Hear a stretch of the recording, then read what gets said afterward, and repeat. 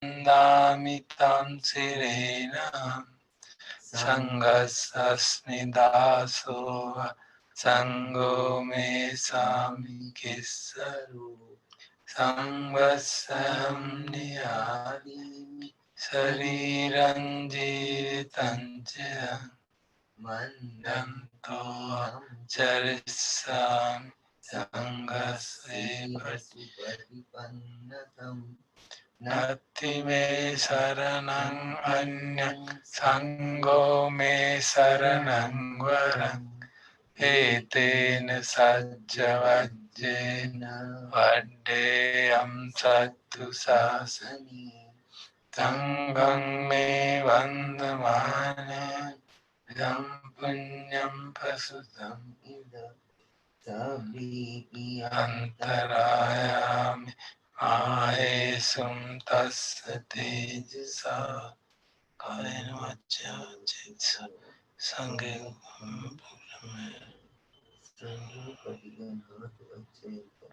kalantare samvaritam sange.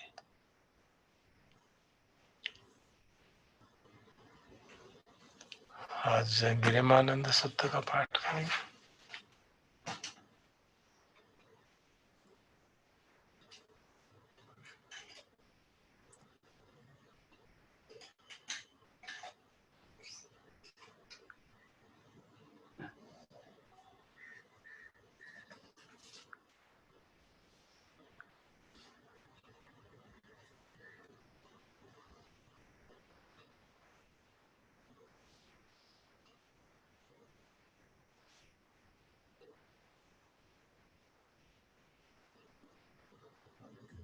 Girimananda Sutta.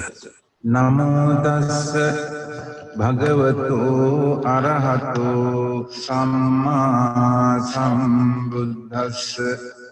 Namo tassa bhagavato arahato samma sambuddhassa. Namo tassa bhagavato arahato samma sambuddhassa.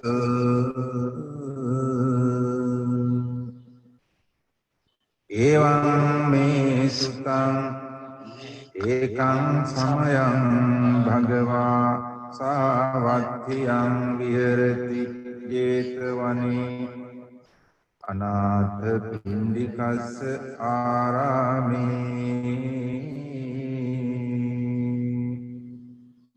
Tena khopana samayena ayasma girimanando Abadhiko hoti dukkito balagilano Athako ayasma anando Yena bhagavate upasankamitva Bhagavantam abhivaditva ekamantam sisidi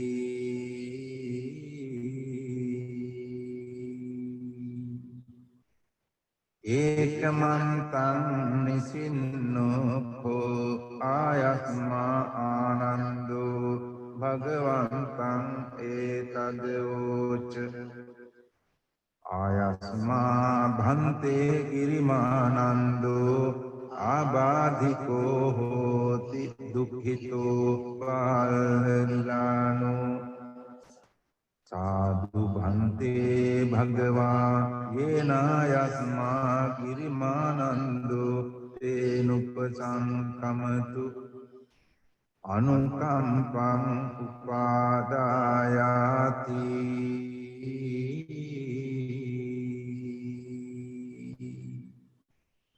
Sachekho tvang ananda girimanandassa bhikkhuno upasankamitva dasa sanya dhaseyasi dhanam khopanetam vijjati yang girimanandassa bhikkhuno දස සංඥා සුත්වා සෝ ආබාධෝ ථානසෝ පටිපස්සම්බෙය්‍ය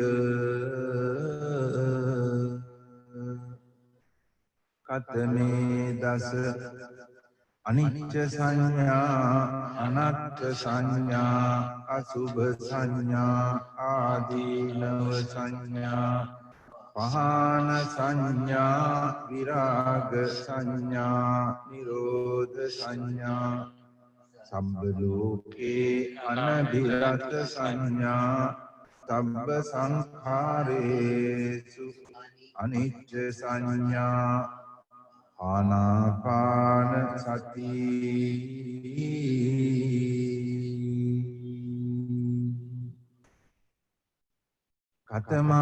කතමාචානන්ද අනිච්ච සංඥා ඉදානන්ද බික්ඛු අරඤ්ඤගතෝ වා රුක්ඛ මූලගතෝ වා ශුඤ්ඤාගාරගතෝ වා ඉති අටිසංචික්ඛති රූපං අනිච්ඡං වේදනානිච්චා සංඥා අනිච්චා සංඛාරා අනිච්චා විඥානං අනිච්ඡං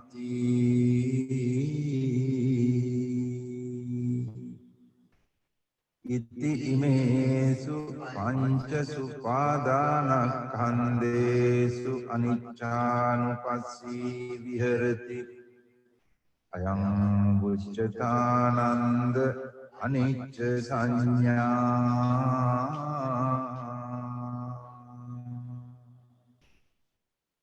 කතමාචානන්ද අනත්ත් සංඥා ඉදානන්ද බික්ඛු අරඤ්ඤගතෝ වා රුක්ඛ මූලගතෝ වා ශුඤ්ඤාගාරගතෝ වා ඉති පටිසංචික්ඛති චක්ඛුං අනත්තා රූපං අනත්තා සෝතං අනත්තා සද්දා අනත්තා ධානං අනත්තා ගන්ධා අනත්තා ජීවා අනත්තා රස අනත්තා කායෝ අනත්තා උත්තම්බානත්තා මනෝ අනත්තා ධම්මා අනත්තාති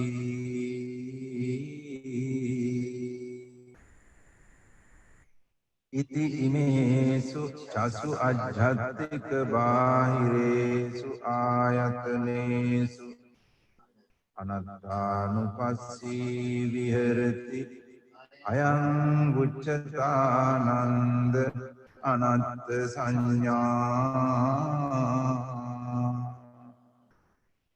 කතමාචානන්ද අසුභ සංඥා ඉදානන්ද භික්ඛු ඉමමේව කායං බුද්ධං පාදතලා අදෝකේ සමත්තකා තච පරියන්තං පුරං නානප්පකාරස්ස අසුචිනෝ පච්ච වික්ඛති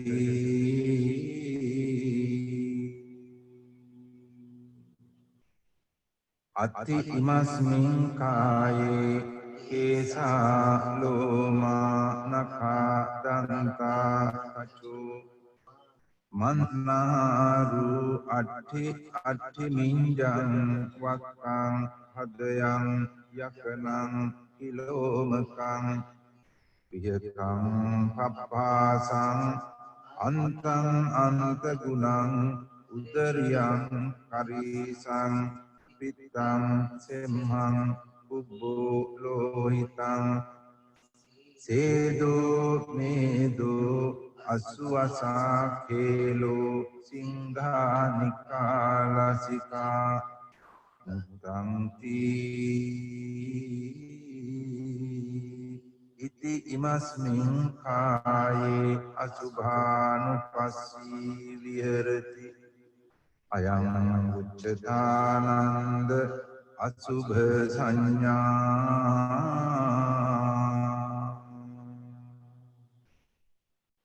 කතමාචානන්ද ආදීනව සංඥා ඉදානන්ද භික්ඛු අරඤ්ඤගතෝ වා රුක්ඛ මූලගතෝ වා ශුඤ්ඤාගාරගතෝ වා ඉති පටිසංචික්ඛති බහු දුක්ඛෝ හෝ අයං කායෝ බහු ආදීනවෝ ඉති ඉමස්මින් කායේ විවිධා ආබාධා උපජ්ජන්ති තේයතිදං චක්ඛු රෝගෝ සෝත රෝගෝ ධාන රෝගෝ ජීවහා රෝගෝ කාය රෝගෝ සීස රෝගෝ කන්න රෝගෝ මුඛ රෝගෝ දන්ත රෝගෝ ආසෝ සාසෝ පිනාසෝ දහෝ ජරෝ උච්චි රෝගෝ මුච්ඡා පක්ඛන්තිකා සුලා විසූචිකා උත්තං ගණ්ඩෝ කිලාසෝ සෝසෝ අපමාරෝ දදු කණ්ඩු කච්චු රඛසා විතච්චිකා ලෝහිත පිත්තං මධුමේහෝ අංසා පිලකා භගන්දලා පිත්ත සමුත්ථාන ආබාධා සිම්හ සමුත්ථාන ආබාධා වාත සමුත්ථාන ආබාධා සන්නිපාතිකා ආබාධා ऋतु परिणामजा आबाधा विषम परिहारजा आबाधा ओपक्कमिका आबाधा खम्म विपाकजा आबाधा सीतं उन्नं जिघच्चा उपासा උච්චාරෝ පස්සාවෝති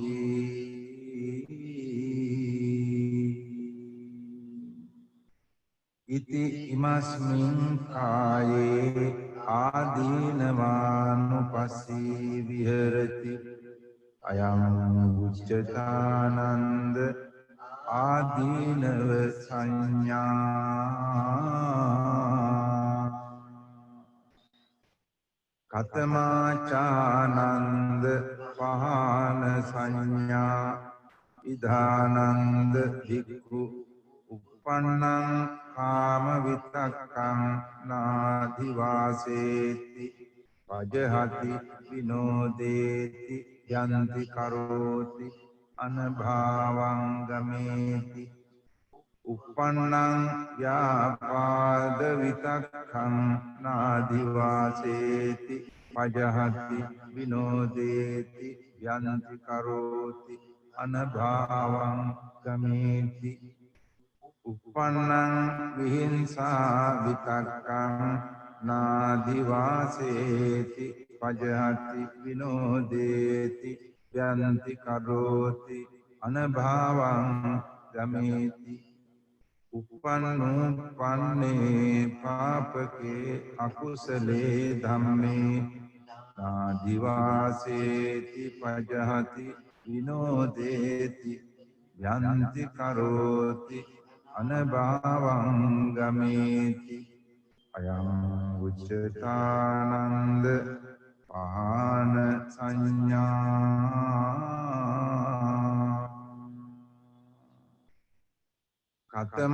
කතමාචානන්ද විරාග සංඥා ඉදානන්ද භික්ඛු අරඤ්ඤගතෝ වා රුක්ඛ මූලගතෝ වා ශුඤ්ඤාගාරගතෝ වා ඉති පටිසංචික්ඛති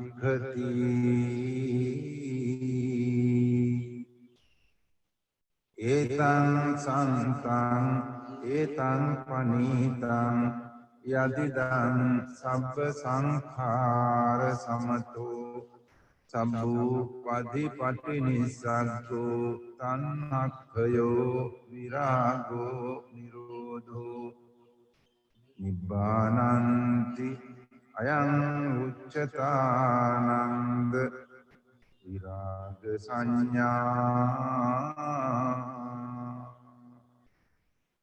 කතමාචානන්ද නිරෝධ සංඥා ඉදානන්ද භික්ඛු අරඤ්ඤගතෝ වා රුක්ඛ මූලගතෝ වා ශුඤ්ඤාගාරගතෝ වා ඉති පටිසංචික්ඛති ඒතං සන්තං ඒතං පනීතං යදිදං සබ්බ සංඛාර සමතෝ සබ්බූපදි පටිනිස්සග්ගෝ තණ්හක්ඛයෝ විරාගෝ නිරෝධෝ නිබ්බානන්ති අයං උච්චතානන්ද නිරෝධ සංඥා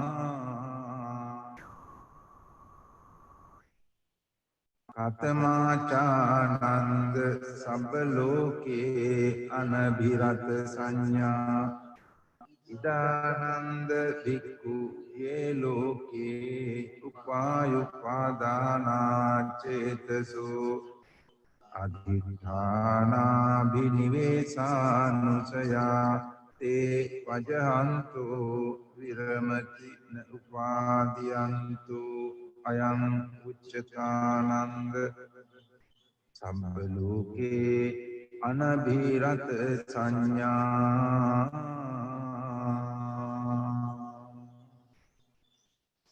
කතමාචානන්ද සබ්බ සංඛාරේසු අනිච්ච සංඥා ඉදානන්ද භික්ඛු සබ්බ සංඛාරේ අට්ඨියති අරායති jigucchati අයං උච්චතානන්ද සබ්බ සංඛාරේසු අනිච්ච සංඥා කතමාචානන්ද ආනාපාන සති ඉදානන්ද භික්ඛු අරඤ්ඤගතෝ වා රුක්ඛ මූලගතෝ වා ශුඤ්ඤාගාරගතෝ වා නිසීදති පල්ලංකං ආභුජිත්වා උජුං කායං පනිදාය පරිමුඛං සතින් උපට්ඨපෙත්වා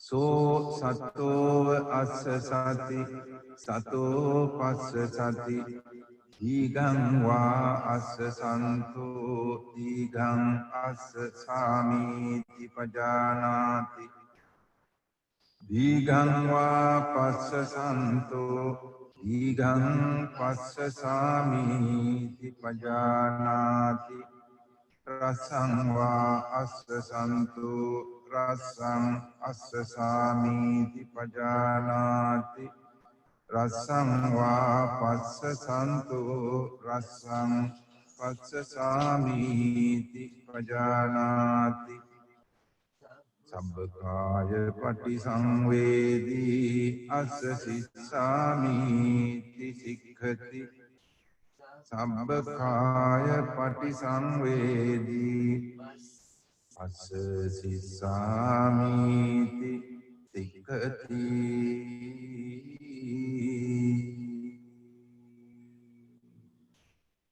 පස්සම්භයං කාය සංඛාරං අස්ස සිස්සාමීති සික්ඛති පස්සම්භයං කාය සංඛාරං පස්ස සිස්සාමීති සික්ඛති ඊති පටිසංවේදී අස්ස සිස්සාමීති සික්ඛති පීති පටිසංවේදී පස්ස සිස්සාමීති සික්ඛති සුඛ පටිසංවේදී අස්ස සිස්සාමීති සික්ඛති සුඛ පටිසංවේදී පස්ස සිස්සාමීති සික්ඛති චිත්ත සංඛාර පටිසංවේදී අස්ස සිස්සාමීති සික්ඛති චිත්ත සංඛාර පටිසංවේදී පස්ස සිස්සාමීති සික්ඛති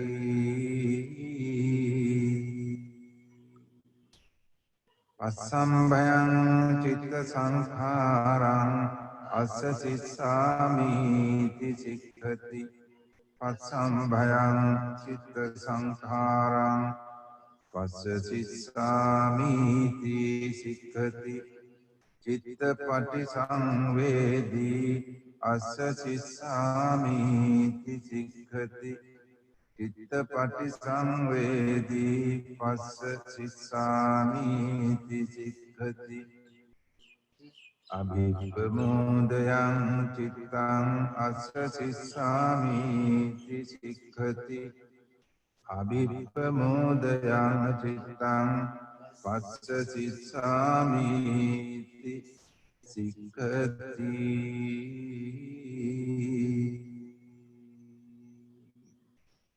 සමාදං චිත්තං අස්ස සිස්සාමීති සික්ඛති සමාදං චිත්තං පස්ස සිස්සාමීති සික්ඛති විමෝචයං චිත්තං අස්ස සිස්සාමීති සික්ඛති විමෝචයං චිත්තං පස්ස සිස්සාමීති සික්ඛති අනිච්ඡානුපස්සී අස්ස සිස්සාමීති සික්ඛති අනිච්ඡානුපස්සී පස්ස සිස්සාමීති සික්ඛති විරාගානුපස්සී අස්ස සිස්සාමීති සික්ඛති විරාගානුපස්සී පස්ස සිස්සාමීති සික්ඛති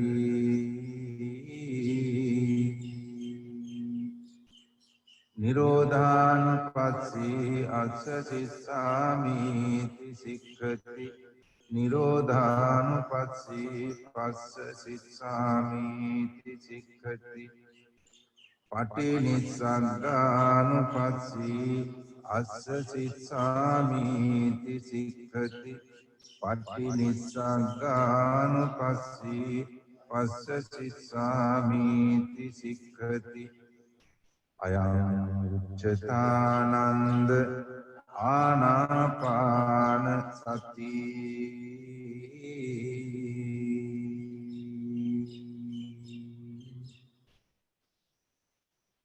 සචේ කෝත්වං ආනන්ද ගිරිමානන්දස්ස භික්ඛුනු උපසංකමිත්වා ඉමා දස සංඥා භාසෙයාසි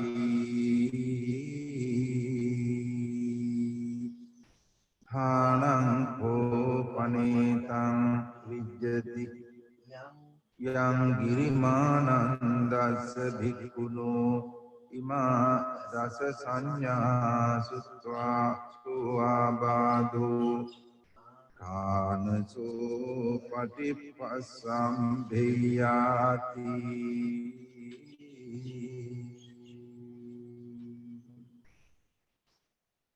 අතකෝ ආයස්මා ආනන්දෝ භගවතෝ සම්තිකේ ඉමා දස සංඥා උග්ගහෙත්වා යේනා යස්මා ගිරිමානන්දෝ තේනුපසංකමි උපසංකමිත්වා ආයස්මතෝ ගිරිමානන්දස්ස ඉමා දස සංඥා අභාසී අතකෝ ආයස්මතෝ ගිරිමානන්දස්ස ඉමා දස සංඥා සුත්වා සුආබාධෝ ථානසෝ පටිපස්සම්භී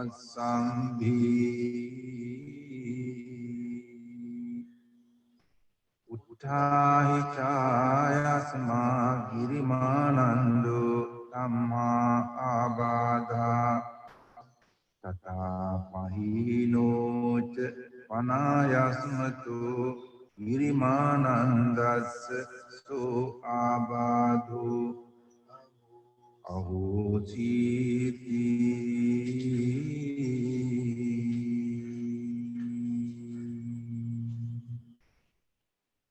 etena sacca vajjena suttite hotu sabbada etena sacca vajjena suttite hotu sabbada etena sacca vajjena suttite hotu sabbada.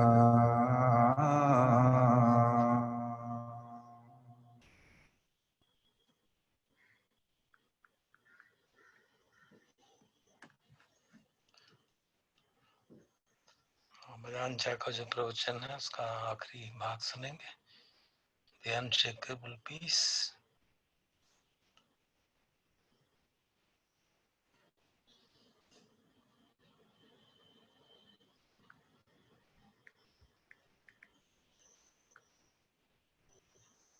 And carried away by it? Do they get irritated?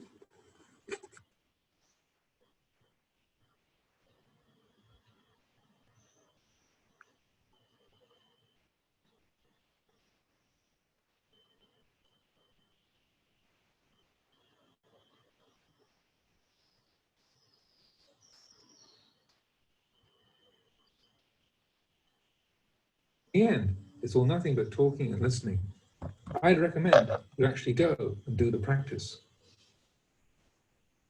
Mastering the meditation.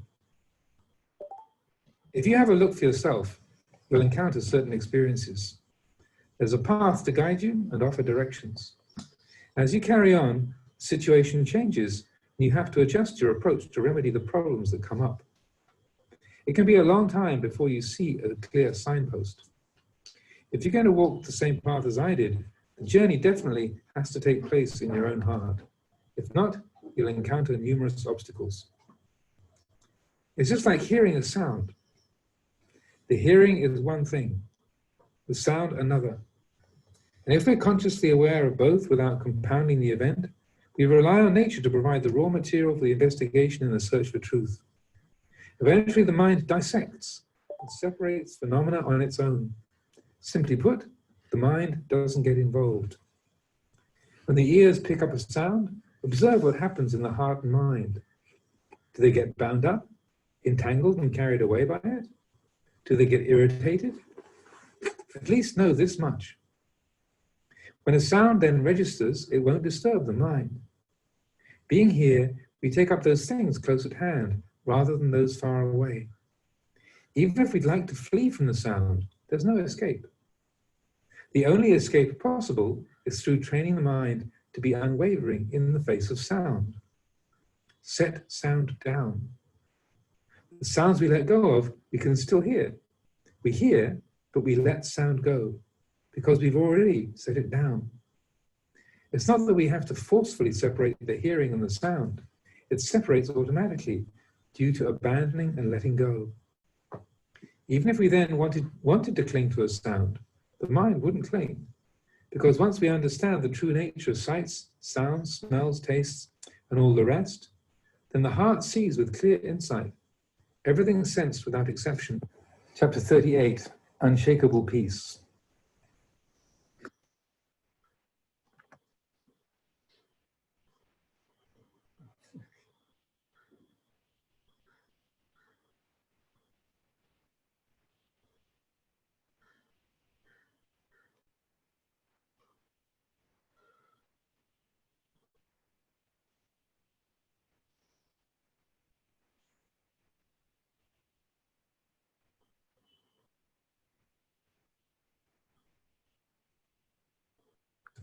That's what I thought. But once I actually got out there and I did it, I reflected on what the Buddha taught. The Blessed One encouraged his disciples to practice in remote locations far removed from society. In the beginning, this builds a foundation for internal seclusion of the mind, which then supports the unshakable seclusion from defilements. For example, say you're a layperson with a home and a family. What seclusion do you get? When you return home, as soon as you step inside the front door, you get hit with chaos and complication. There's no physical seclusion. So you slip away for a retreat in a remote environment, and the atmosphere is completely different. It's necessary to comprehend the importance of physical isolation and solitude in the initial stages of Dhamma practice. You then seek out a meditation master for instruction. He or she guides, advises, and points out those areas where your understanding is wrong, because it's precisely where you misunderstand that you think that you're right. Right where you're wrong, you're sure you're right. Once the teacher explains, you understand what's wrong, and right where the teacher says you're wrong is precisely where you thought you were right. From what I've heard, there are a number of Buddhist scholar monks who search and research in accordance with the scriptures. There's no reason why we shouldn't experiment. When it's time to open our books and study, we learn in that style. But when it's time to take up arms and engage in combat, we have to fight in a style that may not correspond with the theory. If a warrior enters battle and fights according to what he's read, there'll be no match for his opponent. When the warrior is sincere and the fight is real, he has to battle in a style that goes beyond theory. That's how it is. The Buddha's words in the scriptures are only guidelines and examples to follow, and studying can sometimes lead to carelessness. The way of the forest masters is the way of renunciation. On this path, there's only abandoning. We uproot views stemming from self-importance. We uproot the very essence of our sense of self. I assure you, this practice will challenge you to the core. But no matter how difficult it is, don't discard the forest masters and their teachings. Without proper guidance, the mind and samadhi are potentially very deluding. Things which shouldn't be possible begin to happen. I've always approached such phenomena with caution and care. When I was a young monk, just starting out in practice during my first few years, I couldn't yet trust my mind. However, once I gained considerable experience and could fully trust the workings of my mind, nothing could pose a problem. If unusual phenomena manifested, I just leave it at that. If we are clued in to how these things work, they cease by themselves. It's all fuel for wisdom. As time goes on, we find ourselves completely at ease. In meditation, things which usually aren't wrong can be wrong. For example, we sit down cross-legged with determination and resolve. All right, no pussyfooting around this time. I'll concentrate the mind. Just watch me. No way will that approach work. Every time I tried that, my meditation got nowhere. But we love the bravado. From what I've observed, meditation will develop at its own rate. Many evenings as I sat down to meditate, I thought to myself, all right, tonight I won't budge from this spot until at least 1 a.m. Even with this thought, I was already making some bad karma, because it wasn't long before the pain in my body attacked from all sides, overwhelming me until it felt as though I was going to die. However, those occasions when the meditation went well were times when I didn't place any kind of limits on the sitting. I didn't set a goal of 7, 8, or 9 o'clock, or whatever, but simply kept sitting, steadily carrying on, letting go with equanimity. Don't force the meditation. Don't attempt to interpret what's happening. Don't coerce your heart with unrealistic demands that it enter a state of samadhi, or else you'll find it even more agitated and unpredictable than normal. Just allow the heart and mind to relax. Be comfortable and at ease. Allow the breathing to flow easily at just the right pace, neither too short nor too long. Don't try to make it into anything special. Let the body relax, comfortable and at ease. Then keep doing it. Your mind will ask you, how late are we going to meditate tonight? What time are we going to quit? It incessantly nags, so you have to bellow out a reprimand. Listen, buddy, just leave me alone. This busybody questioner needs to be regularly subdued because it's nothing other than defilement coming to annoy you. Don't pay it any attention whatsoever. You have to be tough with it. Whether I call it quits early or have a late night, it's none of your damn business. If I want to sit all night, it doesn't make any difference to anyone. So, why do you come and stick your nose into my meditation? You have to cut a nosy fellow off like that. You can then carry on meditating for as long as you wish, according to what feels right.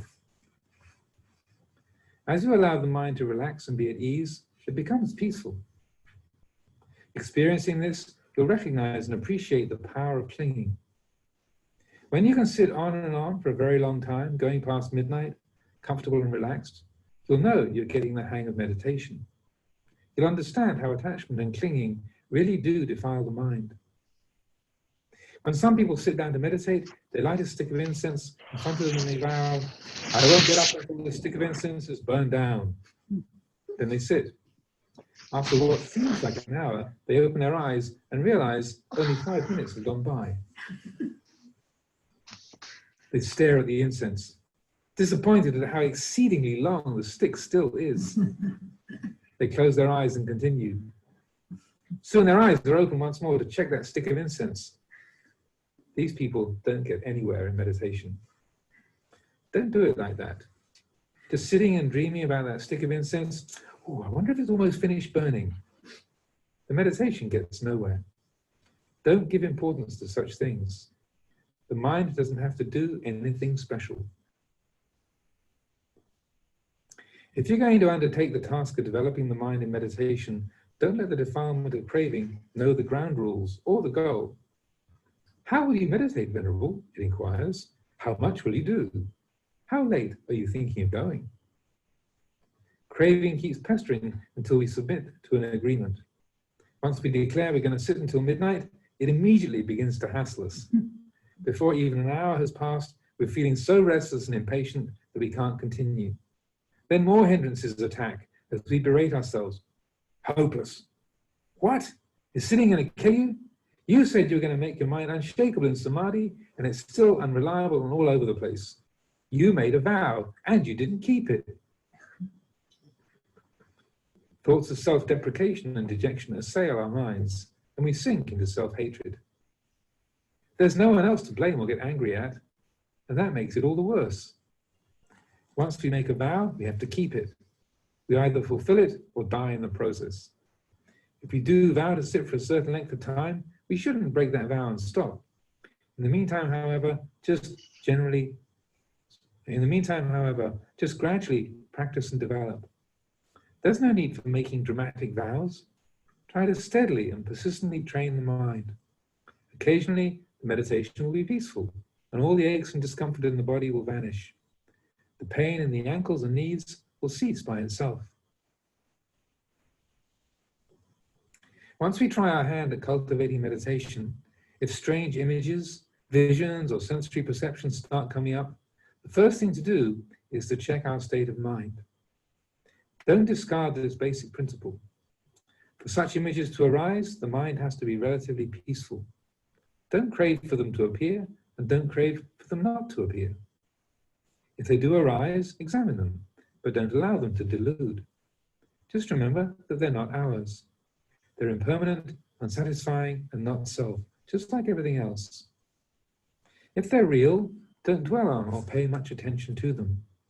If they stubbornly refuse to fade, then refocus your awareness on the breath with increased vigor.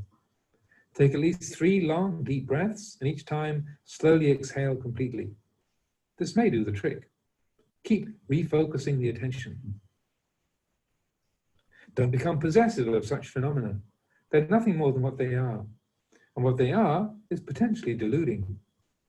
Either we like them and fall in love with them, or the mind becomes poisoned with fear. They're unreliable. They may not be true or what they appear to be. If you experience them, don't try to interpret their meaning or project meaning onto them. Remember, they're not ours. So don't run after these visions or sensations. Instead, immediately go back and check the present state of mind. This is our rule of thumb. If we abandon this basic principle and become drawn into what we believe we're seeing, we can forget ourselves and start babbling or even go insane. We may lose our marbles to the point that we can't even relate to other people on a normal level. Place your trust in your own heart. Whatever happens, simply carry on observing the heart and mind. Strange meditative experiences can be beneficial for people with wisdom, but dangerous for those without. Whatever occurs, don't become elated or alarmed. If experiences happen, they happen.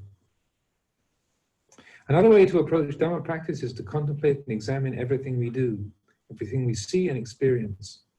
Never discard the meditation. When some people finish sitting or walking meditation, they think it's time to stop and rest. They stop focusing their minds on the object of meditation or theme of contemplation. They completely drop it. Don't practice like that. Whatever you see, inquire into what it really is. Contemplate the good people in the world. Contemplate the evil ones too. Take a penetrating look at the rich and powerful, the destitute and poverty-stricken. When you see a child, an elderly person, or a young man or woman, investigate the meaning of age. Everything is fuel for inquiry. This is how you cultivate the mind. The contemplation that leads to the Dhamma is the contemplation of conditionality, the process of cause and effect. In all its various manifestations, major and minor, black and white, good and bad, in short, everything. When you think, recognize it as a thought and contemplate that it's merely that, nothing more. All these things wind up in the graveyard of impermanence, unsatisfactoriness, and not self. So, don't possessively cling to any of them. This is the cremation ground of all phenomena. Bury and cremate them in order to experience the truth. Having insight into impermanence means not allowing ourselves to suffer. It's a matter of investigating with wisdom. For example, we obtain something we consider good or pleasurable, and so we're happy. Take a close and sustained look at this goodness and pleasure. Sometimes, after having it for a long time, we get fed up with it. We want to give it away or sell it. If there's nobody who wants to buy it, we're ready to throw it away.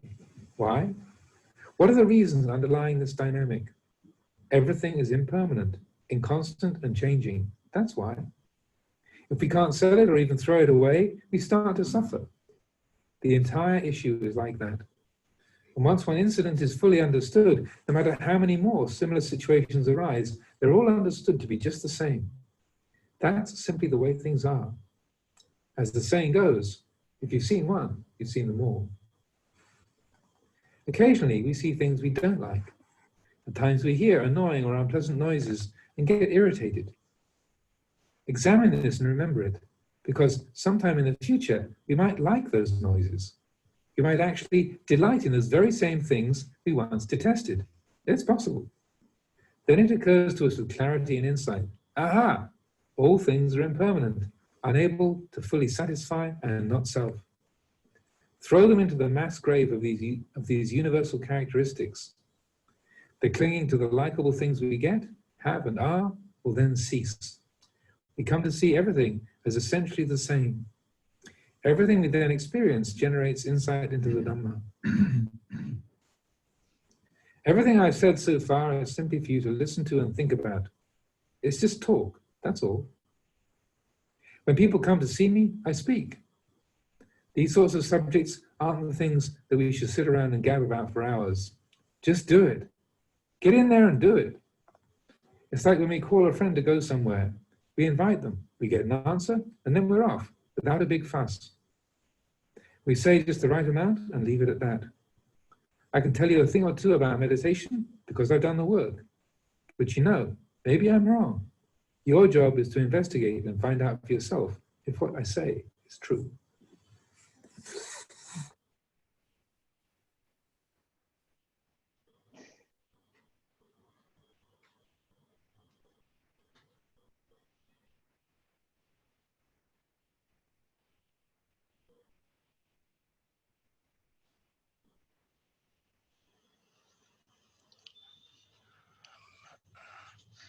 आज के प्रवचन का हिंदी रूपांतर करते हैं, हिंदी अनुवाद करते हैं.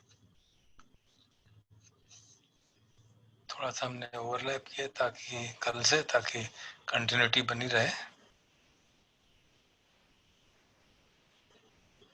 तो शुरू हुआ मास्टरिंग द मेडिटेशन से.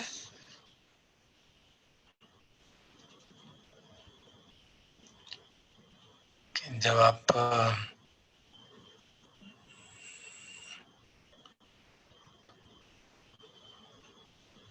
साधना करते हैं तो कई तरह के अनुभव आते हैं, और जैसे जैसे अनुभव आते हैं उसी हिसाब से आप अपने साधना को भी एडजस्ट करते हैं। और काफी समय लगता है जब तक कि बिल्कुल क्लैरिटी आ जाए, और कुछ ना कुछ ऑब्स्ट्रक्शंस तो आते ही हैं।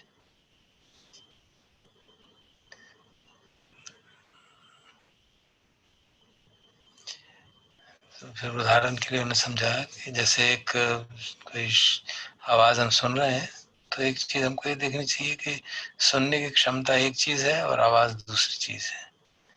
तो हम दोनों को अलग अलग देखना एक महत्वपूर्ण बात है। तो प्रकृति हमारे को इन्वेस्टिगेशन करने के लिए काफी चीजें देती हैं, और ये हमारा काम है कि उसको ठीक से स्पष्टता से उनको अलग अलग करके देखें। जब भी कोई आवाज सुनते हैं तो देखें हमारे भीतर क्या हो रहा है, उसके ऊपर क्या प्रतिक्रिया हो रही है, कोई संयोजन तो नहीं बन रहा, हम परेशान तो नहीं हो रहे, इतना तो जान ही सकते हैं। और जब हम शायद किसी आवाज को सुनते हैं तो इस तरह से, तो फिर वो हमको डिस्टर्ब नहीं करती हमारे मन को। और अगर कोई सोचे कि मैं आवाज से भाग के कहीं और चला जाऊंगा तो वो संभव नहीं है।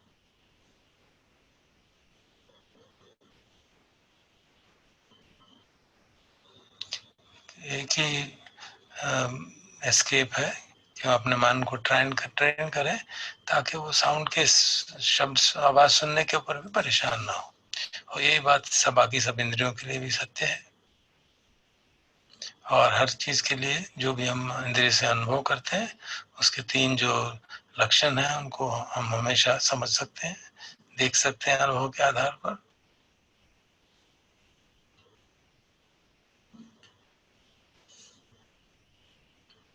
तो जो सती है और मन है वो एक दूसरे के साथ मिलके काम करते हैं। तो जब मन इस तरह ट्रेन हो जाता है तो फिर कोई दिक्कत नहीं होती, और धीरे धीरे बुद्धि के अंग भी जागने लगते हैं। तो अपने आप के साथ धर्म का डिस्कशन करो, जो खंड है उनके बारे में, याददाश्त के बारे में, मेमोरी के बारे में, संज्ञा के बारे में, सोचने के बारे में।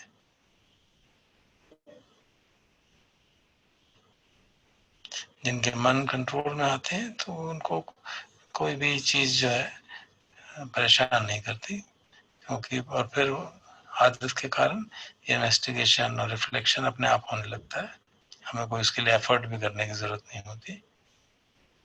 और जब इस हद तक साधना पहुंच जाती है तो हम सोते हुए भी सजग रह सकते हैं।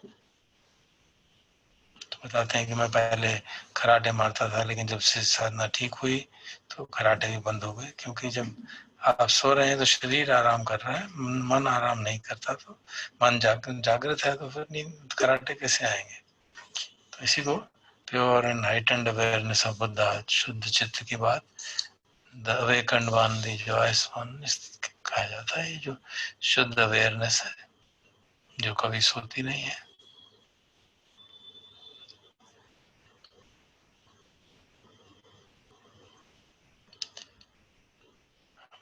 कि धम्म की जब साधना की शुरुआत होती है तो एकांतवास भी बहुत महत्वपूर्ण है, क्योंकि जैसे वनरेबल सारिपुत्ता ने कहा कि जो शारीरिक एकांतवास है वो मन के एकांतवास करना महत्वपूर्ण है, मतलब मन को भटकने के लिए, कम करने के लिए महत्वपूर्ण है।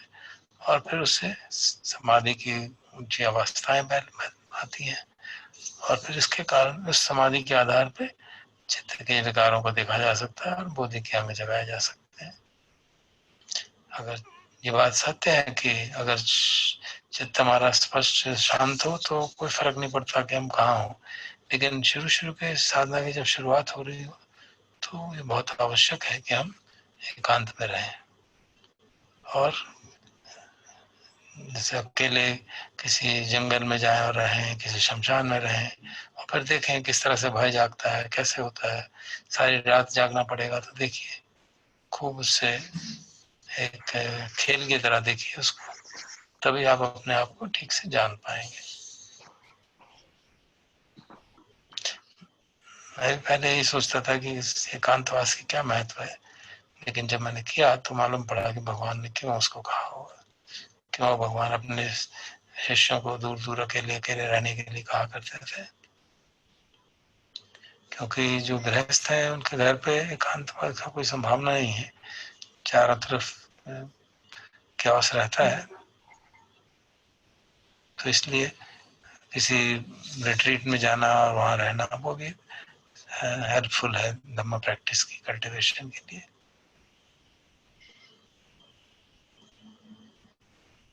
जो केवल स्कॉलरशिप में बिलीव करते हैं, कई जगह कई मॉन्क्स हैं जो स्कॉलर्स हैं, खूब अध्ययन करते हैं, तो मैंने देखा है कि वो कोशिश करते हैं कि जैसा स्क्रिप्चर्स में लिखा है उसी तरह से ध्यान करेंगे।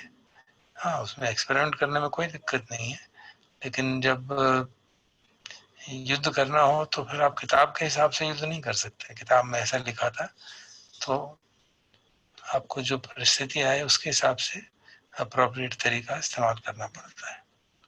जो भगवान की वाणी है वो एक केवल गाइडलाइन है, एक उदाहरण के रूप में है, और अगर हम उसको अक्षरशः फॉलो करने लगेंगे बगैर विवेक के तो लाभ नहीं होगा।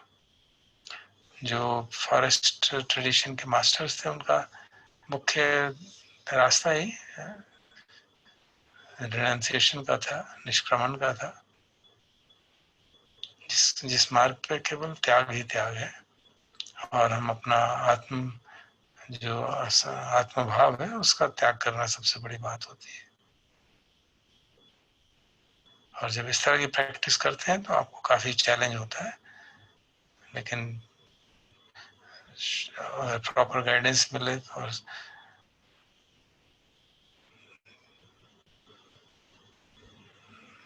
काफी आगे बढ़ सकते हैं। हाँ, अगर बहुत समाधि का अभ्यास करते हैं और गाइडेंस ना हो तो उसमें भी परेशानी हो सकती है। तो इसलिए ज्यादा समाधि का अभ्यास करते हुए हमको सजग रहना चाहिए। तो फिर अपना अनुभव बताते हैं जान कि शुरू शुरू में मैं अपने मन को ट्रस्ट नहीं कर सकता था, और जैसे जैसे अनुभव बढ़ते गए, काफी एक्सपीरियंस हो गया, तो अब मैं अपने मन की वर्किंग को ठीक से समझता हूँ, तो कोई परेशानी नहीं होती। कोई भी अनहोनी चीज भी हो जाए जो मुझे नहीं मालूम हो, मैं उसको उसी तरह छोड़ देता हूँ, त्याग कर देता हूँ, उससे उलझता नहीं हूँ।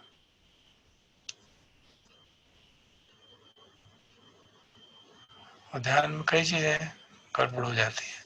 सामान्यतः जिसको हम अच्छा मानते हैं वो भी परेशानी का कारण हो सकता है। जैसे हम एक अधिष्ठान करते हैं कि अच्छा चलो आज मैं सारी रात ध्यान करूंगा, तो इस तरह से एक बहादुरी दिखाने से लाभ नहीं होता, क्योंकि शीघ्र ही जैसे ही हम बैठते हैं शीघ्र ही हमारे विचार जो है हमको घेर लेते हैं, और फिर हम यही बात चिंता लगी रहती है कि रात कब बीतेगी और कितनी देर तक हमको बैठना है, तो सारी साधना जो है बिगड़ जाती है। तो बताने लगे कि मैं भी शुरू में ऐसा करता था, और कि आज मैं 1 बजे तक सुबह तक बैठूंगा, और फिर थोड़ी देर बाद ही सारे शरीर में दर्द होने लगी इधर से उधर से, और सारा समय बस यही रहा कि देख समय कब पूरा होगा।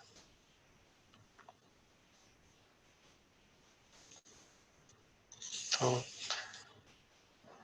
ध्यान को जबरदस्ती फोर्स करना भी ठीक नहीं है, और रिलैक्स बिल्कुल रिलैक्स करना भी उतना ठीक नहीं है। उस लेवल तक साधना करती रहनी चाहिए कि मन परेशान ना हो, कंफर्टेबल रहे।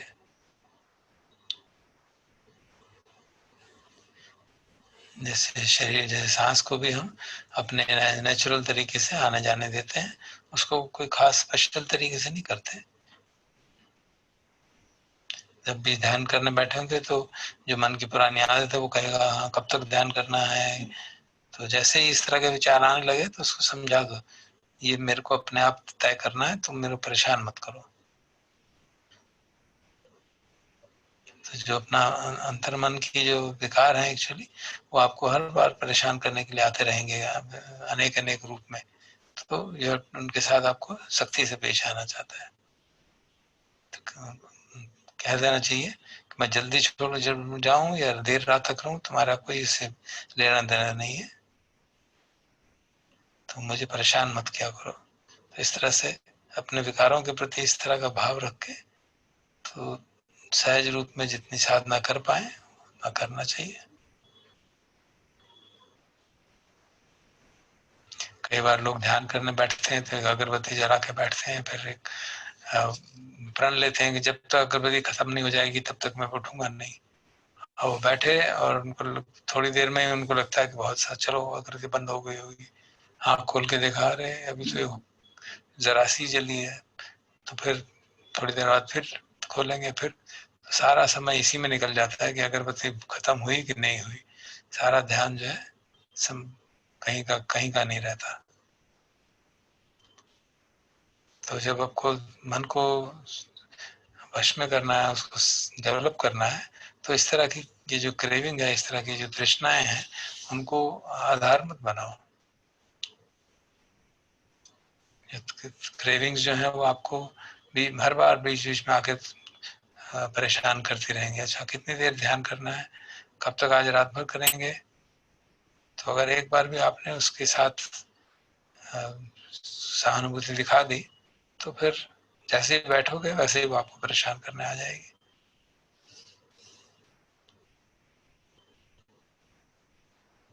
और जब बैठोगे तो दूसरी तरफ से अपनी जो हीन भावना है वो आ जाएगी, तुम किसी लायक नहीं हो, बैठे रहो, क्या हो जाएगा, मर थोड़ा ना जाओगे। तो एक तरफ से तुमने अभी प्रण किया था, अब उसको नहीं रखोगे, तो दोनों ही बातें साथ साथ चलती रहती हैं। अपने ऊपर हीन भावना जागती है, दुख जागता है और हम और परेशान हो जाते हैं। और हमको अगर प्रण लेना है तो इस भाव से रहना चाहिए कि हम छोड़ेंगे नहीं, चाहे कुछ भी हो जाए, और समझदारी से करना चाहिए। धीरे धीरे इस तरह के कोई ड्रामेटिक प्रण रखने की जरूरत नहीं है, धीरे धीरे स्टडीली अपना पेशेंस बढ़ाना चाहिए। और जब क्योंकि हमारा ध्यान जब ठीक होने लगता है तो अपने आप दर्द और शरीर के परेशानियां कम होने जाती हैं। कई बार ध्यान करते हुए कई अजीब तरह के विजन चीजें दिखती हैं आंखों के सामने, सबको पीछे नहीं पड़ना चाहिए, सिर्फ यही देखना चाहिए कि हमारे मन की स्थिति क्या है। मन शांत है तो अपना काम करते रहें, उनको जान लो और त्याग कर दो। उनके पीछे ये नहीं समझना चाहिए कि ये हमारी कोई खास चीज है, ये सब अनित्य है, दुख है, अनात्मा है, तो इसको त्याग कर देना चाहिए। और अगर वो पीछे ही पड़ जाए वो सब चीजें, कुछ दिख रहा है कुछ चल रहा है, तो सांस पे ध्यान करके और एकाग्रता बढ़ा के, चाहे तो 2 3 4 लंबे सांस लेके बाहर धीरे धीरे निकालें तो उससे भी निकल जाते हैं इस तरह के जो स्ट्रेंज विजन्स आते हैं साधना में। इस तरह के विजन्स के कोई अपनी उपलब्धि समझ के उनको छिपा नहीं चाहिए, बहुत दिक्कत हो जाती है। तो हम अपने को भूल के न जाने कैसे कैसे विचार करने लगते हैं। इस हद तक भी हो सकता है कि हमारा मानसिक संतुलन ही बिगड़ जाए।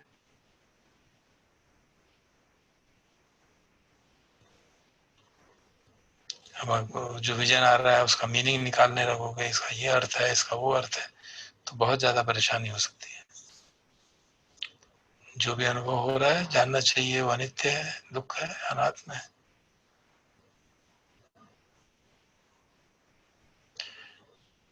और फिर अगले निर्देश दे रहे हैं कि जब भी आप बैठे हुए ध्यान कर रहे हैं और स्ट्रेचिंग और वॉकिंग मेडिटेशन समाप्त हो जाती है तो लोग सोचते हैं चलो अब आराम करेंगे। आराम करने का मतलब ये नहीं है कि आप शरीर को आराम देने का, लेकिन जो साधना है वो चलती रहनी चाहिए, क्योंकि जो कुछ भी आप कर रहे हैं उसमें हर परिस्थिति में इंक्वायरी और कंटेम्पलेशन और इन्वेस्टिगेशन हो सकती है। जब आप किसी अमीर को देखें तो देखिए कि क्या परिस्थिति है, गरीब को देखते हैं तो समझिए क्या परिस्थिति है, बच्चे को, बूढ़े को देखते हैं तो समझिए बुढ़ापे का क्या मतलब होता है। तो इस प्रकार से हर चीज हमारे लिए इन्वेस्टिगेशन का माध्यम बन सकती है, और जैसा करते हैं तो तभी हमारा मन जो है कल्टीवेट होता है, मन डेवलप होता है। और एक महत्वपूर्ण चीज जो हमको डेवलप करनी चाहिए वो कंडीशनैलिटी की, समझ लीजिए प्रत्यय समुत्पाद, समझ लीजिए कॉज इफेक्ट को समझना, हर परिस्थिति में उसका कॉज इफेक्ट समझना बहुत महत्वपूर्ण है, ताकि हम जब उस तरह से देखते हैं तो ये समझते हैं कि जो चीजें कॉज हैं और इफेक्ट हैं वो एकदम आती उठती उदय होती हैं, वह हो जाती हैं, तो उनका अनित्य स्वरूप एकदम स्पष्ट हो जाता है, और फिर उनका अनात्म बोध और दुख बोध भी स्पष्ट हो जाता है, तो उनको त्याग करने में कोई दिक्कत नहीं होती।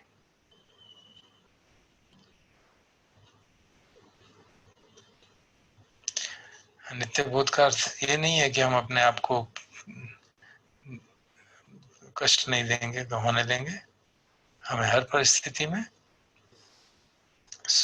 कष्ट की हो चाहे सुख की हो इन्वेस्टिगेट करना चाहिए प्रज्ञा के अनुसार, ध्यान से देखना चाहिए कि किसको हम प्रसन्नता और सुख कह रहे हैं, और समझेंगे कि जो प्रसन्नता सुख अभी है कुछ समय बाद वो कैसे बदल जाता है। हम कोई सामान खरीदते हैं और फिर कितने दिन तक उसके साथ रखते हैं और फिर तंग आ जाते हैं, फिर सोचते हैं कि इसको बेच दें, और बिकता नहीं है तो कहते हैं फेंक दे, फेंका भी नहीं जाता। तो जब इन बातों पे चिंतन करते हैं तो स्पष्ट होगा कि सब कुछ अनित्य है, और किसी चीज में परमानेंट हैप्पीनेस किसी भी चीज में नहीं है। तो वही चीज जिससे हमें बहुत खुशी मिलती थी, अब हम उसको फेंक नहीं पा रहे हैं तो परेशान हो रहे हैं। तो यही संसार का चक्र चलता रहता है। तभी कहते हैं कि अगर आप कुछ चीजों को ठीक से, एक चीज को भी ठीक से समझ जाओ तो सब चीज समझ जाओगे। इसी प्रकार कई चीजें होती है जो हमें अच्छी नहीं लगती, कोई शोर हो रहा है जो परेशान हो रहे हैं, तो हमको ख्याल रखना चाहिए, मालूम नहीं कब जाके भविष्य में हमको यही चीजें पसंद आने लग जाएं। तो इसलिए ये हमेशा ख्याल रखना चाहिए कि हाँ इस समय अच्छा नहीं लग रहा, लेकिन है ये अनित्य और दुख है और अनात्मा है। तो हर चीज को, हर अनुभव को इन तीन टोकरियों में डाल के उनसे छुटकारा पाना चाहिए, किसी से भी चिपकना नहीं चाहिए। मैंने जो को फिर अंत में कहते हैं जो कुछ भी कहा है वो सिर्फ शब्द हैं तुम्हारे विचार करने के लिए। क्यों लोग आते हैं मेरे पास, मैं बोल देता हूँ। अब ये ऐसी चीजें नहीं है कि आप इसको बैठ के पकड़ के बैठे रहोगे, अब इसको करो।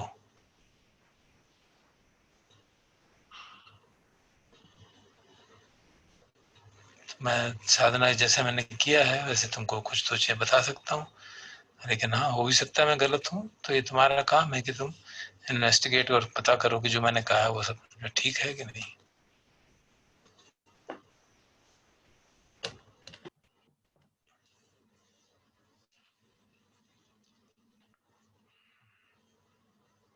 आप बोल दो, पुण्य समर्पण की गाथा है।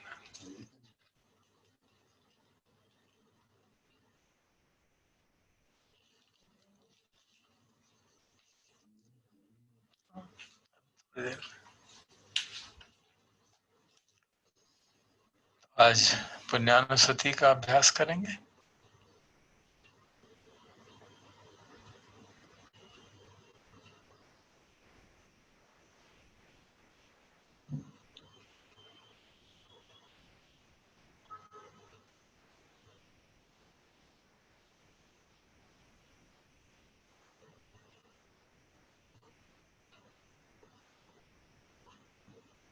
ये भी एक अनुस्मृति, रिकलेक्शन, कंटेम्पलेशन, याद करना अपने पुण्यों को। और क्यों याद करना?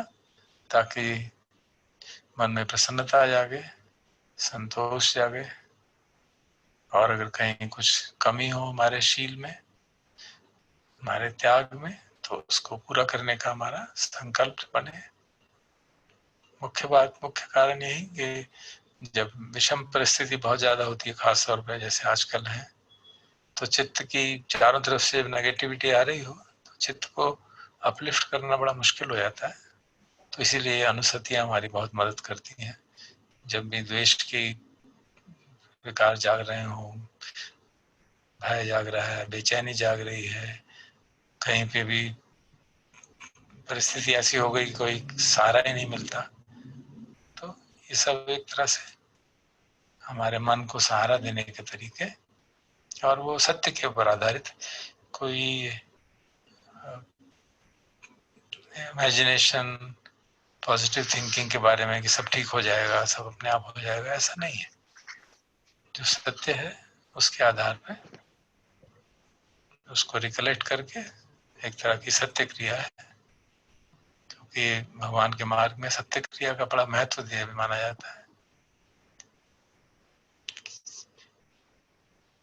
सत्य का जो महत्व है, सत्य का जो बल है, इतने कई उदाहरण हम ग्रेट डिसाइपल्स की स्टोरीज में और तेरी गाथा में पढ़ते हैं कि सत्य के प्रभाव से, सत्य के बल से फिजिकल लेवल पे भी इफेक्ट महसूस किए जा सकते हैं। मन के लेवल पे तो डेफिनेटली होंगे ही। तो पुण्यानुसति ट्रेडिशनली दो हिस्सों में बांटा जाता है, शीलानुसति, त्यागानुसति। तो शील को अपने याद करते हैं कि हमारे शील कैसे रहे।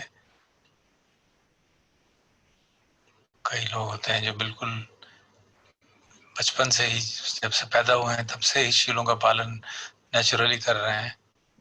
किसी प्राणी की हत्या बचपन में भी कभी नहीं की, दूसरे प्राणियों के प्रति मैत्री का ही भाव रहा, कभी चोरी नहीं की, कभी व्यभिचार का प्रश्न नहीं था बचपन में भी, कोई नशा नहीं किया, झूठ नहीं बोला। कई कई बच्चे ऐसे बालक ऐसे भी होते हैं जो पैदा होते ही तो शायद पिछले जन्म का उनका इतना पुण्य है, तो अगर हम भी ऐसे हैं तो याद कर सकते हैं, प्रसन्न हो सकते हैं। और जहाँ अभी भी थोड़ी बहुत कचाई है, शील विशुद्धि नहीं है, तो इसलिए कहा था शील की विशुद्धि हो जितना उतना अच्छा रहता है। त्रिविध शील पालन करने को कहा जाता है कि हम शील नहीं तोड़ेंगे, कोई शील तोड़ेगा तो उसको अनुमोदन नहीं करेंगे, और किसी तीसरे को भी शील तोड़ने के लिए एनकरेज नहीं करेंगे। तो उस तरह से शील विशुद्धि का काम कर सकते हैं। तो उसका अपना बल है, शील का पारमी है।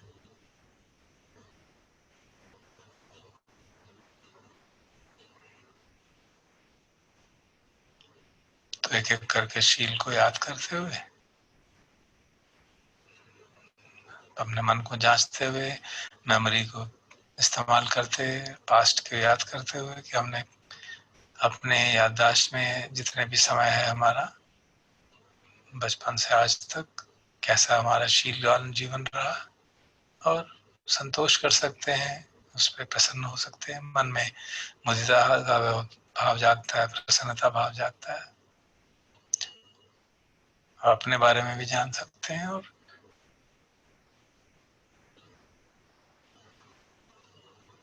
आवश्यक हो दूसरों के, खासतौर पे त्याग के बारे में भी वो बात कहेंगे।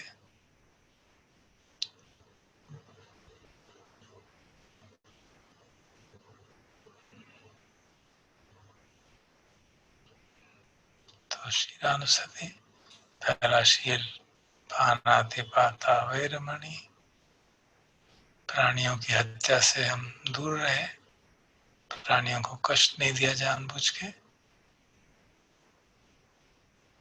अदिन्ना दाना वैरमणि, कोई चीज नहीं ली जो हमारी ना हो, चोरी नहीं की, कोई रिश्वत नहीं ली,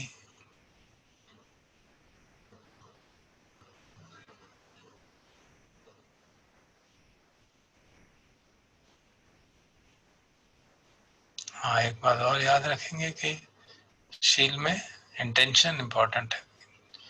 अनजाने में कभी चलते हुए पाँव के नीचे चींटी आ गई तो वो शील तोड़ना नहीं माना जाता, वो असावधानी की बात है, लैक ऑफ माइंडफुलनेस।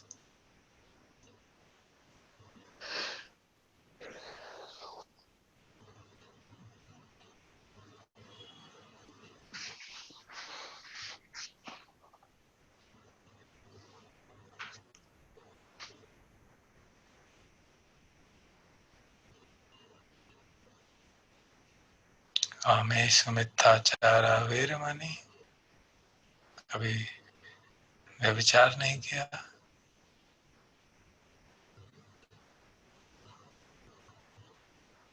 मुसावादा वेरमणि, पिशुनाय वाचा वेरमणि, भरसाय वाचा वेरमणि, संपप्पलापा वेरमणि। झूठ नहीं बोला, किसी को झटकने के लिए झूठ नहीं बोला, कभी दूसरों की चुगली नहीं की, कड़वी बात नहीं की दूसरों को दुख पहुंचाने के लिए, और व्यर्थ गप लगा के समय बर्बाद नहीं किया। ये शील थोड़ा मुश्किल पड़ता है, तो इसको भी जांच सकते हैं। कहाँ कमर कमी नजर आती है तो उसको संकल्प कर सकते हैं कि हाँ, और इसको पुष्ट किया जा सकता है और शुद्ध किया जा सकता है। और फिर अंतिम, सुरा मेरय मज्ज प्रमादठाना वेरमणि। तो किसी भी प्रकार का मादक पदार्थ नहीं लिया, किसी ऐसे स्थान में नहीं गए जहाँ पे कि प्रमाद जागता हो, जैसे जुआ के अड्डा है, वैश्यावृत्ति की स्थान है, कभी उन जगह नहीं गए।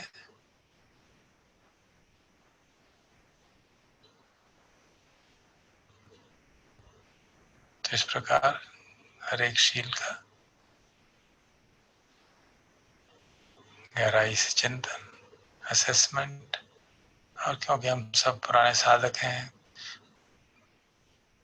यथाशक्ति यथा बलम हम प्रयास करते हैं, जितनी सजगता रहती है, जितना हमारा मानसिक बल है, तो अधिकांश समय तो शील हमारे अच्छे पुरुष पुष्टि होते हैं, शुद्ध होते हैं, तो मन में प्रसन्नता जागती है कि हमने शील विशुद्ध रखे हैं। और शील विशुद्ध रखना ही कहा जाता है मानव अगला जन्म मानव का होने के लिए बहुत महत्वपूर्ण है। तो शील की विशुद्धि, एक बात तो ये कि इस जन्म में हमें रिमोर्स से पश्चाताप नहीं होता, शील शुद्ध हो तो कोई पश्चाताप का कारण नहीं बनता, चित्त प्रसन्न रहता है, प्रसन्न चित्त रहता है, तो समाधि का अभ्यास ठीक से हो पाता है।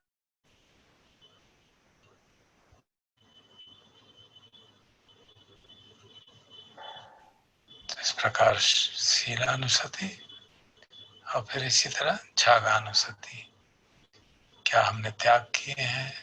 बेसिकली निष्क्रमण की पारमी की बात है, घर से बाहर गए, रिट्रीट्स में जाते रहे, पिलग्रिमेज पे जाते रहे, साधना के लिए गए, और फिर दान का बात आई इसमें, दान दिया हमने,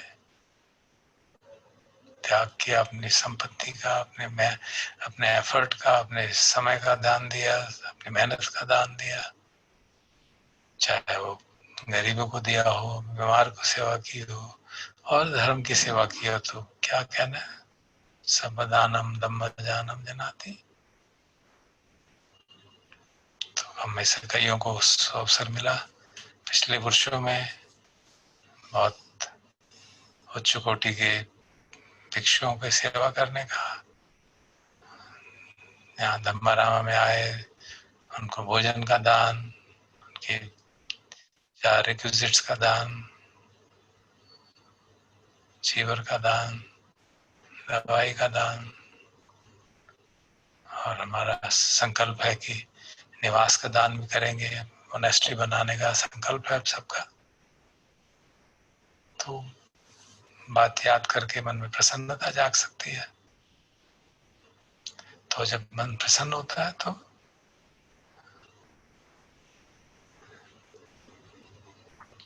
समाधि पुष्ट होती है, मन में कोई ग्लानि नहीं है तो चित्त प्रसन्न होता है।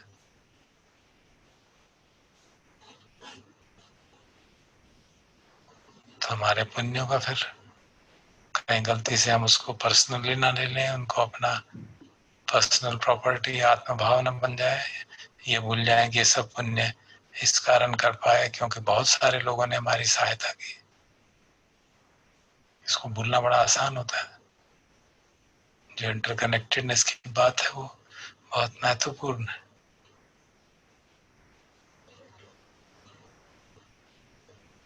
हम दान दे पाए क्योंकि परिवार में सबने मदद की, उसके लिए अनुमोदन किया। शील का पालन कर पाए क्योंकि परिवार में परिस्थिति ऐसी थी कि शील पालन में दिक्कत नहीं थी।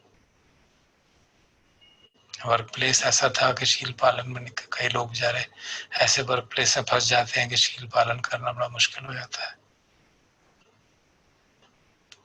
तो जब ये बात समझ में आती है तो we don't take it personally as my achievement। तो फिर हमें एडवाइस दी जाती है भगवान की तरफ से कि पुण्य समर्पित करने चाहिए, पुण्य साझा करने चाहिए, पुण्य का प्रभाव, पुण्य का फल, हमारे पुण्य का फल सबको मिले। तो उसके लिए चैंटिंग है हमारी चैंटिंग बुक में, तो करते हैं हिंदी में।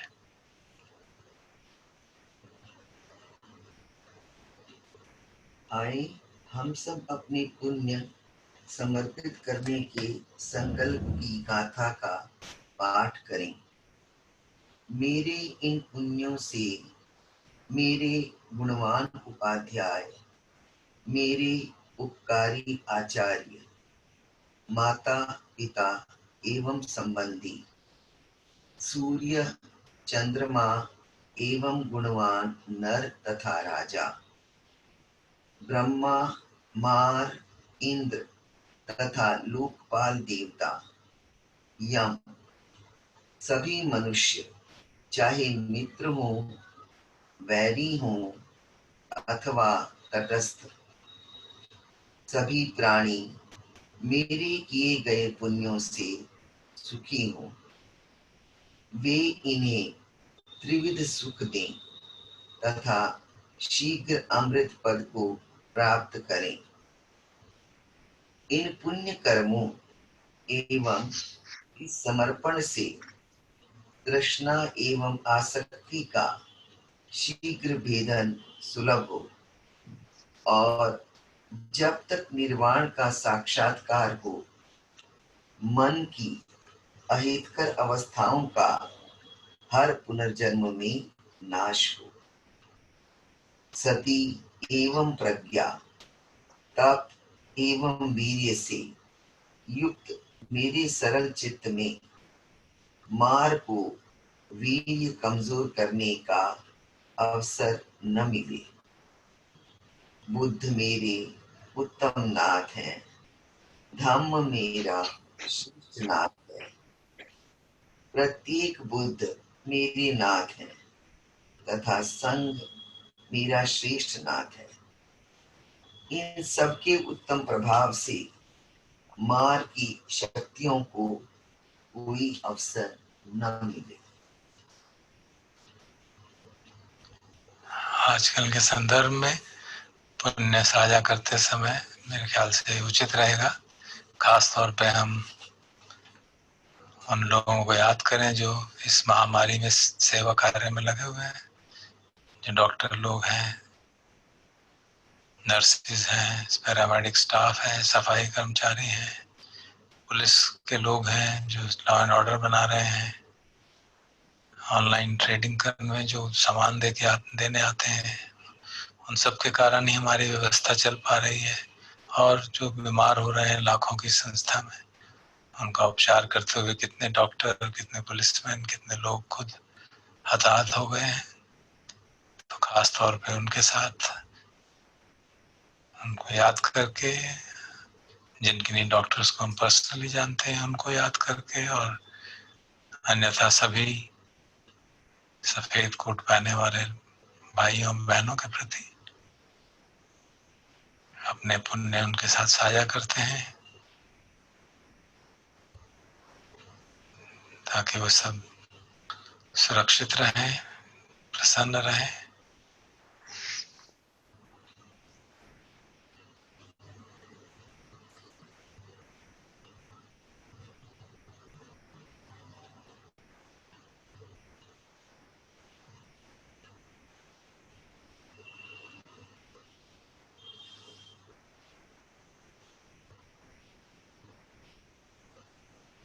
अंत में जैसे पहले भी हम कह चुके हैं कि आज जब भी कोई भी पुण्य करे, चाहे वो साधना करने का ही पुण्य हो, तो ट्रेडिशनली उसके लिए मन की जो बात बनती है कि उसका फल क्या हो, तो फल को भी अपनी स्पिरिचुअल डेवलपमेंट के लिए सेंस में देखा जाए तो ये चैंटिंग करी जाती है। इदं मे पुण्यं निब्बानस्य पच्चयो होतु। जो भी पुण्य मैंने किए हैं वो निर्वाण का मार्ग प्रशस्त करें, उसके लिए कंडीशन बने। इदं मे पुण्यम आसव खय वाहन हो, तो जो मेरे पुण्य है वो आसवों को समाप्त करने का कारण बने। तो आसवों को समाप्त तभी होगा जब मैं उनको पर्सनली नहीं लूंगा।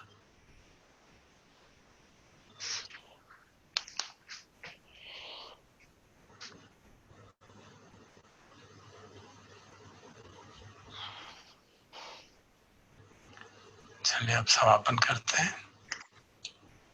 भवतु सब मंगलं, रक्षन्तु सब देवता, सब बुद्धानुभावेन सदा सुखी भवन्तु ते।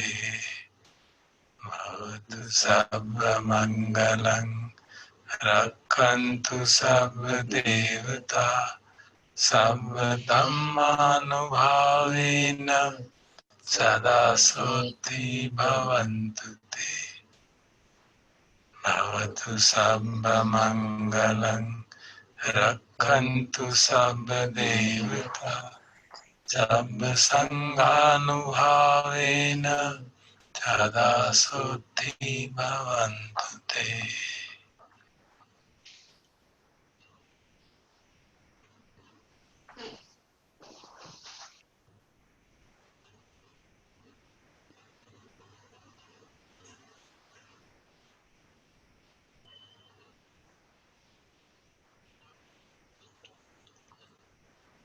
अरहं सम्मा सम्बुद्धो भगवा बुद्धं भगवन्तं अभिवादेमि। स्वागतो भगवता धम्मो धम्मं नमस्सामि। सुपटिपन्नो भगवतो सावक संघो संघं नमामि।